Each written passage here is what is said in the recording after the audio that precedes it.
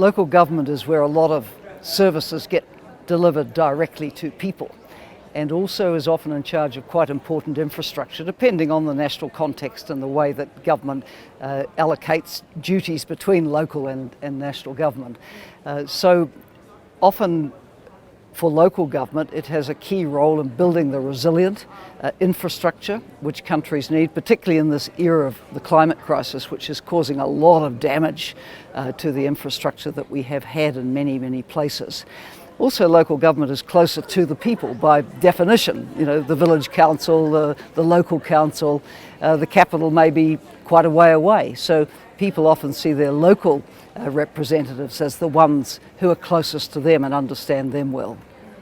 I have been to a lot of the Commonwealth Local Government Forum conferences, and before the pandemic they were very regular, and then we've been upset by that like everybody. So Rwanda gathering is a big opportunity for local government from around the Commonwealth to come together again. These are big conferences, they buzz, and they're very relevant to the national, local and global agendas.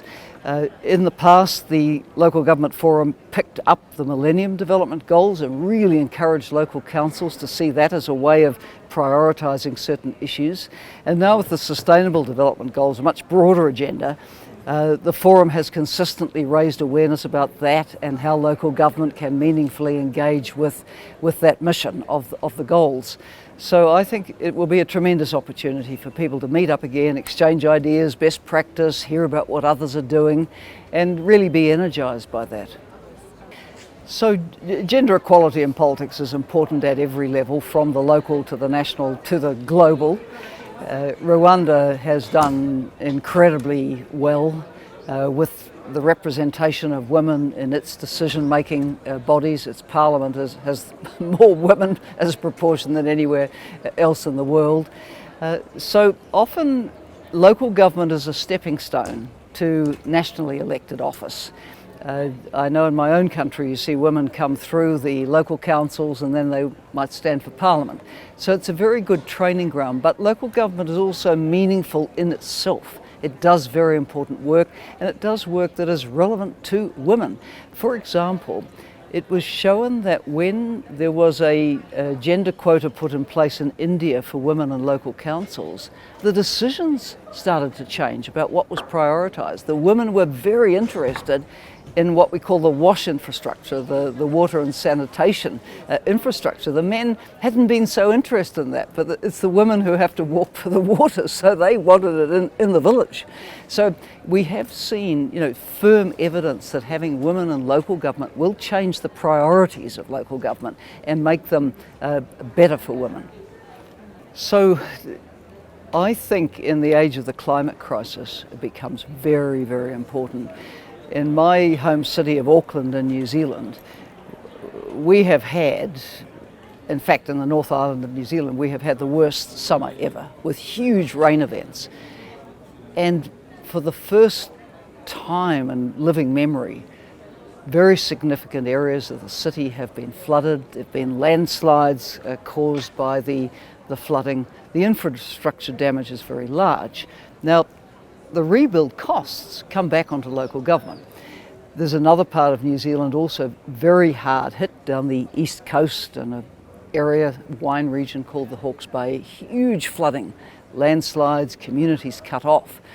Now, for local government, which controls the planning, where do people live? Where does the infrastructure go? There is so much to think about how to make your infrastructure and communities more resilient, because no one wants their home flooded. No one wants their bridge brushed away by water.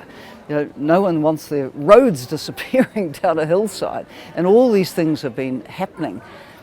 Of course, it's happened before, but this has been just such a horrific year. And when we look at what's happening around the world with extreme weather, the excessive temperatures now in parts of Europe and parts of North America, the hunger in Somalia again with the worst drought ever. How many times more do we say that?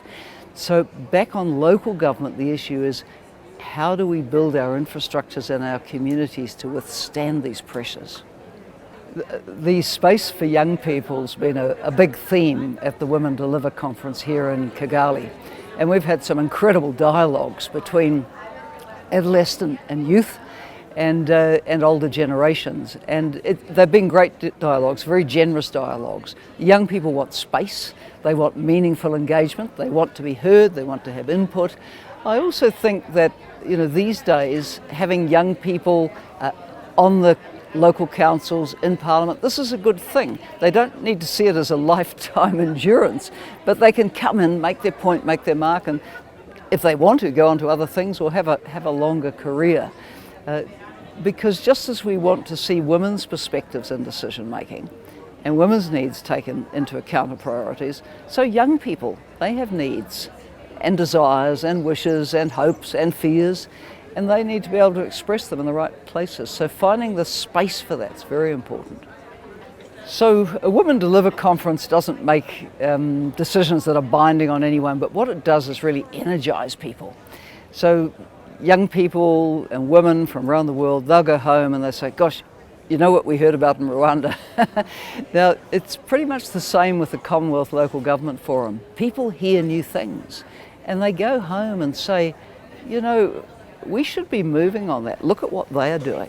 So you get ideas. For example, making our cities more climate resilient. Part of it is about making sure we have enough green space to absorb water. Now, when I'm driving around central Kigali, I'm seeing a lot of green space. This is very important because rainfall has to have somewhere to go. And if everything is concrete or dirt road or whatever, where's the water going to go? It's going to flood.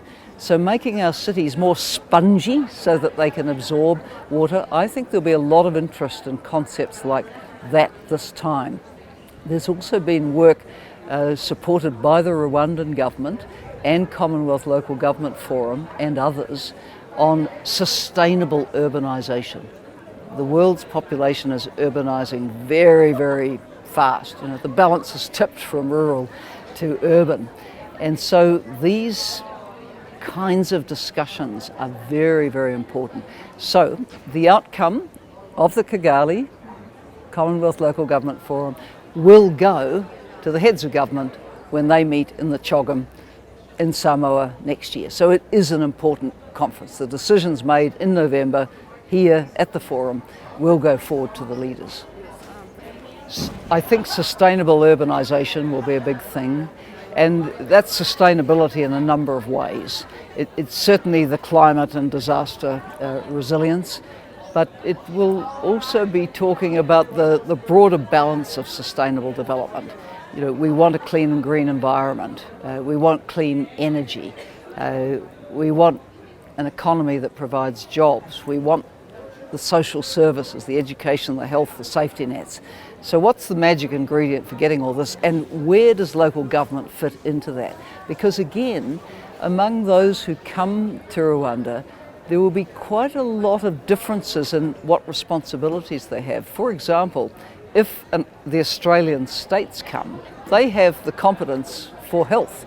If the Canadian provinces come, they have the full competence for education. The federal government doesn't even have an education minister.